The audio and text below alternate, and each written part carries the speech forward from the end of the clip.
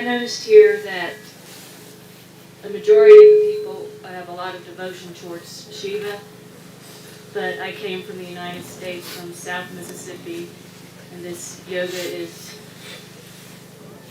new to me, like 3 months new to me. And I have an extreme amount of devotion towards you because I've experienced it.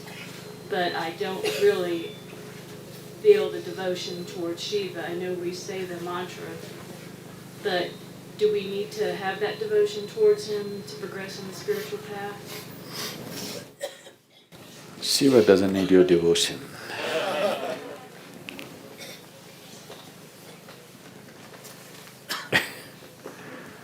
Just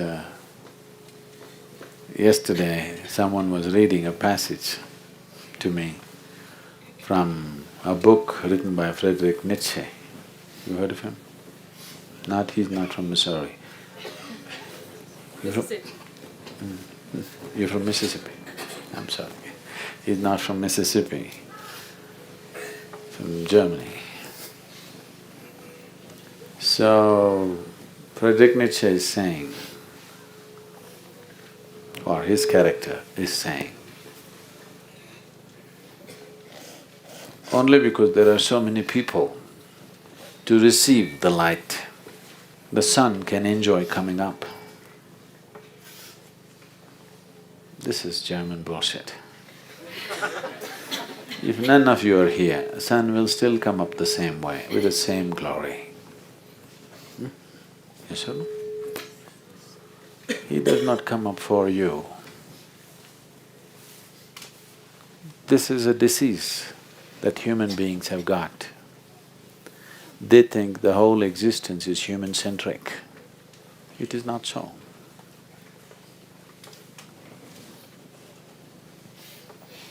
What is here is not human.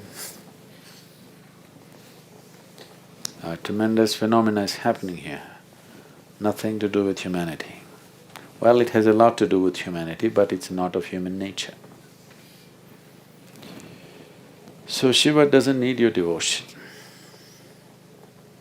It is just that if you carry devotion in your heart, what is devotion? Let's look at this. On one level, devotion means a certain sweetness of your heart. It's the best way to be for any human being. If you do not carry this sweetness in your heart, you will be… life will do things to you and you will become bitter. Don't think you can insulate yourself. You can build a home, you can build a family, you can build a huge bank balance, you can be born in Mississippi, but you will not remain insulated. Insulation happens, works only for a certain period of time. After that, one way or the other, life gets you. If there is no sweetness in your heart, you will become bitter, resentful. This has happened to a large segment of humanity. So on one level, devotion means an enduring sweetness of your heart, a kind of sweetness that does not depend on any outside help. Suppose you fall in love with somebody. Does it happen in Mississippi?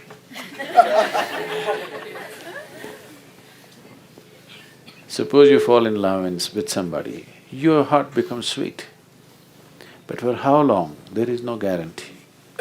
It can become extremely bitter because of a love affair. Yes or no?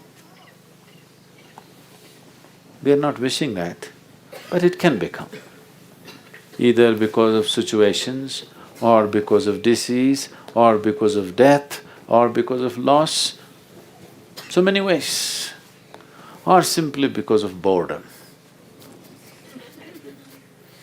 The person that you thought was most exciting and fantastic, after a few years you look at them. Did I do this mistake? You can't believe it. So many things can happen. So devotion is an enduring sweetness of heart, does not depend on anybody. So should I be devoted to Shiva? It doesn't make any difference to him. But if you are a devotee, devotion is another kind of intelligence which simple intellect is unable to understand. The nature of a rudimentary intellect is, if we want to know anything, we have to dissect it. Yes. If you become interested in somebody, dissect them. Well, you don't do it physically because the law doesn't permit it. But you mentally dissect them, isn't it? Yes or no? You mentally dissect them and come to a convenient conclusion, not truth. A convenient conclusion as you like it. And one day when that conclusion falls apart, you will become bitter. The very nature of the intellect is to put things apart. By putting things apart, you can know the utility of what it is. If I analyze this person, I can learn how to make use of her, but I will not know her. Only if I completely include her, I will know her. There is no other way. If you give a flower to somebody who's intellectually strong, if you give a flower to a scientist, first thing is he will rip it off because he wants to know what is inside. A poet will sing songs about the flower. He does not know what is inside, he does not care what is inside, but it gives him joy. A mystic will become a flower. If he looks at a flower, he will become the flower. Because for him, even a small little flower that is blossoming in something unnoticeable in the grass, even there, the hand of the Creator is actively there, isn't it? Actively there, as active as it is in this form, nothing less. If you pay enough attention to a blade of grass, you will see it has been done with enormous attention. It's been created with a phenomenal sense of attention. It's not been just made like that, okay, just a blade of grass. It was not made like that. Whoever made it paid enormous attention to it. So, a devotee is a different dimension of intelligence. He will see things that nobody else will see, because devotion means you are devoid of yourself. Between you and the ultimate reality, there is only one barrier, that is yourself. So devotion means you must become devoid of yourself. If that is not possible, at least you should reduce this heap. If you reduce this heap of garbage, suddenly you see life explodes. Life explodes in ways that you have not imagined possible. So, it is not about Shiva, it is about you. But you must walk with devotion. What you're devoted to, it doesn't matter. You must walk with absolute devotion. Devotion means you're devoid of yourself. Devotion means a heightened state of receptivity, because you're no more full of yourself. There is emptiness in you. So something can touch you, something can enter you, something can reside in you.